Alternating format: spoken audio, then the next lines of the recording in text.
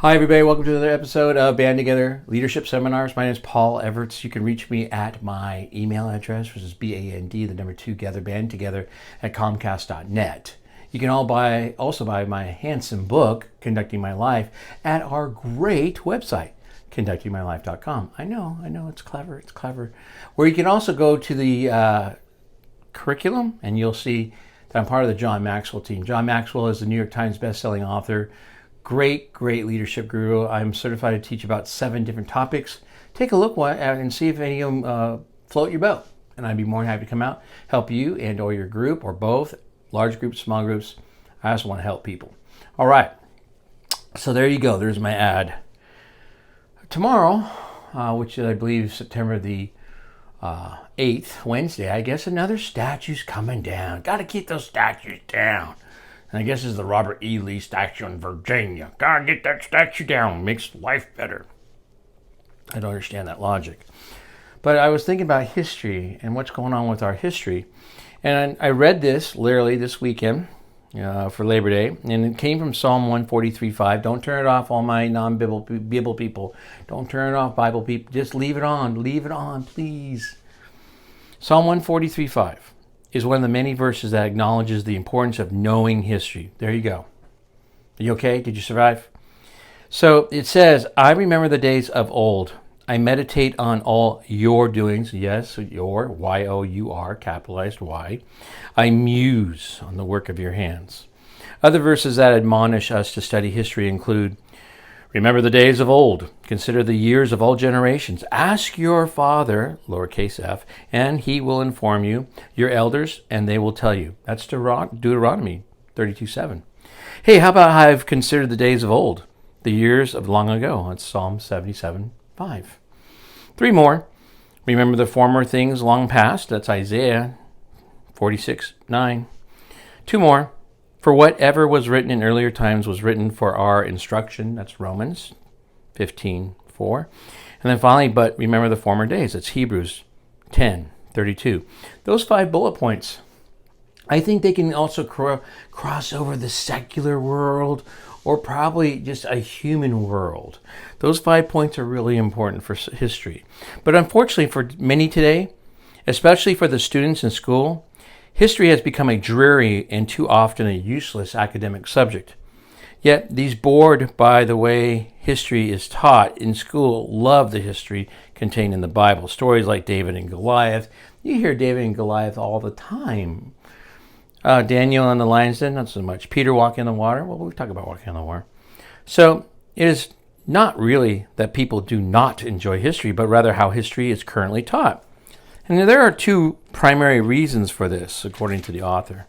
He says the first is that the Bible tells the stories of people. The Bible heavily utilizes biographical history, unveiling that what happened through the eyes and experiences of those involved rather than by the recitation of a string of impersonal dates and places. Consequently, in the Bible, we learn about the Philistines by studying the lives of David and Samuel, rather than a chronology of dates from Philistine history. And he gives some more examples. Previous generations of Americans understood this and utilized a biblical approach to education. Thus, we learned about the American Revolution by studying the lives of George Washington, Abigail Adams, James Otis, and James Armistead. We learned about science by studying Ben Franklin, David Rittenhouse, George Washington Carver, and Thomas Edison. Today, however, America history has generally been reduced to a succession of often sterile facts having no apparent purpose and usually without any biographical relevance to real life today. A second factor contributing to much of the current disinterest is that history is taught void of any purpose, the absence of any overarching or unifying theme, unable to comprehend the activity of God, and unwilling to acknowledge it. The secular-dominated educational establishment studiously avoids suggesting any personal relevance or identifying any lessons that can be learned from history for fear of injecting values or rights and wrongs into the classroom. and into the discussion. But previous generations understood that God's purpose was revealed in history and therefore studied it with the intent of seeing what could be learned and applied today. As early United States Supreme Court Justice James Wayne Moore affirmed, this is what he said. He said, "History is God's providence in human affairs, and it is a part of it to triumph over error and to assign the actors in great events their proper places." God's providence in human affairs. Unfortunately, history is no longer presented in today's schools from this viewpoint. In a, quote, scholarly, unquote, effort to expunge the historical record of any acknowledgement of God, it is almost universally presented void of purpose.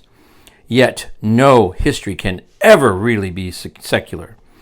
For whether modern educators acknowledge it or not, God is actively involved in the dealings of all men and all nations in all ages. When rightly understood, all history is really a record of his unfolding story. Ben Franklin affirmed, "The longer I, Ben Franklin, the longer I live, the more convincing proofs I see the truth that God governs in the affairs of men." In fact, Franklin, a founder of the University of Pennsylvania, believed that when history was presented accurately, students would reach the inescapable conclusion that God and religion were necessary to success in both personal and national life. As he acknowledged, Ben Franklin said this, "History will also afford frequent opportunities of showing the necessity of a public religion. From its usefulness to the public, the advantage of a religious character among private persons, the mischiefs of superstition, and the excellency of the Christian religion above all others, ancient or modern." Ben Franklin said that. So, while an accurate history can never be completely secular, today's presentation of it in most schools certainly is. Without vision, the people perish. Proverbs 29:18. When history lacks purpose, it consequently is generally uninteresting, not speaking to hearts with the relevance God intended. Significantly, leading educators in previous generations believed that to exclude a providential view of history was to deprive students of a truthful portrayal of human events. Charles Coffin, an author of popular public school history texts in the 1870s, works still in print today. He says, "There's still one other point to teaching of history. You will notice that while the oppressors have carried out their plans and had things their own way, there were other forces silently at work which in time undermined their plans, as if a divine hand were directing the counter-plan. Whoever pursues the story of liberty without recognizing this feature will fail of fully comprehending the meaning of history. There must be a meaning to history, or else its existence is an incomprehensible enigma, which means it's a complete riddle." Coffin predicted that if history were taught without recognizing the divine hand, it would become uninteresting and dull, an incomprehensible enigma, complete riddle. Almost done. Emma Willard, an early pioneer in academic education for women, agreed that the presentation of American history must include divine purpose. Emma Willard told her students, "The hand of a wise providence is, in these events, clearly discernible, overruling even the injustice of man to the fulfillment of its designs for the progressive improvement of the world." George Bancroft, who is the father of American history, because of his extensive contributions to this field, he says, "That God rules in the affairs of men is as certain as any truth of physical science. Nothing is by chance, though men in their ignorance of causes may think so. The fortunes of a nation are not under the control of blind destiny, but follow the steps by which a favoring providence, calling our institution into being, has conducted the country to its present happiness and glory." George Bancroft.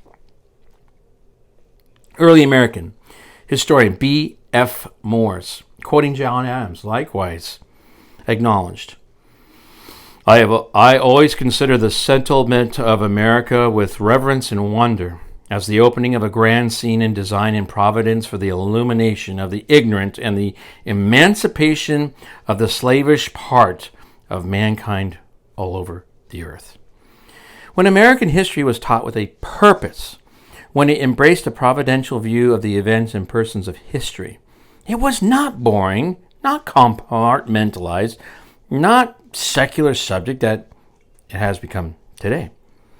The philosophy of looking at the past in order to understand and apply its lessons to the future was fully embraced by the founding fathers. For example, this is what Thomas Jefferson, he declared history by apprising them, citizens of the past, will enable them to judge the future. It will avail them of the experience of other times and other nations. It will qualify them as judges of the actions and designs of men. It will enable them to know ambition under every disguise it may assume, and knowing it, to defeat its views. Sam Adams also believed that we should study the past so we would know our responsibilities for the future. He says, let us contemplate our forefathers, the past, and posterity, the future, and resolve to maintain the rights bequeathed to us from the former of the sake of the latter. Patrick Henry agreed. Patrick Henry declares, I have but one lamp by which my feet are guided, and that is the lamp of experience. I know no other way of judging the future but by the past. Do not let the current anti-biblical approach to teaching history dissuade or discourage you from a study of what actually happened in America. Return to a use of biographical history. Study the primary individuals involved and imply a providential viewpoint. Look for evidence of God's hand and find out what he was up to. Always remembering that history is God's providence in human affairs. That's one look of history. Now, I'm reading another book. A guy named Herbert Crowley, 1869 to 1930. Herbert Crowley, a leading progressive mastermind and founder of the New Republic, explained in his 1909 book, The Promise of American Life, that, quote, the better future to which Americans propose to build is nothing if not an idea, which must in certain essential respects emancipate them from their past. American history contains much matter for pride and congratulation, and much matter for regret and humiliation. Americans must be prepared to sacrifice the traditional vision, even the traditional American way of realizing it. That's the end of the quote. Hence, Herbert Crowley, Crowly, denounces America's past and insists that it not only be rejected, but that the American people learn to reject it. In other words, as Marx preached, the citizenry must condemn and cast off their own history if there is to be individual and societal progress. Of course, this attitude has now taken firm hold throughout academia and has spilled over into much of our culture. So then he goes on, Crowley continued, it is the economic individualism of our existing national system which inflicts the most serious damage on American individuality, and American individual achievement in politics and science and the arts will remain partially impoverished as long as our fellow countrymen neglect or refuse systematically to regulate the distribution of wealth in the national interest. Americans have always associated individual freedom with the unlimited popular enjoyment of all available economic opportunities. Yet, it would be far more true to say that the popular enjoyment of practically unrestricted economic opportunities is precisely the condition which makes for individual bondage. Of course, this is a core theme of Rousseau, Hegel, and Marx. That is, the individual must sacrifice his independence, must sacrifice his free will, must sacrifice personal pursuits to the greater good, and in that way, not only will he become more fulfilled and realized, but the entire community will benefit as well. In America, capitalism and constitutionalism are ramparts that stand against Marxism and progressivism, and therefore must be discredited and ultimately demolished. For the progressive, like the Marxist, economic and political power must be in the same hands, the hands of a relative few in charge of the state. Ladies and gentlemen, we are again at a crossroads. This crossroads has been with us ever since the beginning of our nation. We're going to have to make choices of which way we're going to go. Therefore, you should really begin with the end in mind. Think about the end. Where do you want the end to be for your children, your grandchildren, generations to come? And then you got to first seek to understand and be understood. Seek to understand history. Understand. Listen, and then be understood. Then give your opinion. And finally, people don't care how much you know until they know how much you care. I care about you a lot. That's why I read. That's why I say let's spend time together. And frankly, take risks. Because what I'm saying is leading to an emptier life. Yet it's also leading to a fuller life in my faith in Jesus Christ. I do wish that my colleagues would not turn their backs on me. On the other hand, they turn their backs. I think Jesus' arms open wider. I don't think I know that. So, history is really important. And all these statues coming down, all this re-education about history worries me, concerns me. So I hope that what I read today got some of you thinking. Don't have to agree with it. I mean, I see the same two thumbs down all the time. So give it a chance. History needs to be taught. And we do have a bad history. Yet we have done amazing things, and we are continuing to fix ourselves. And that's what I think one of the great things about our great nation is we have fixed a lot of things. And we have more work to do. And not everything that we fixed, I don't know. We all had good intentions, but look at the outcome too. All right, everybody, I talked long enough. Have a beautiful day. Hopefully I will have an episode for you next week. Thanks a lot. God bless, and I love you.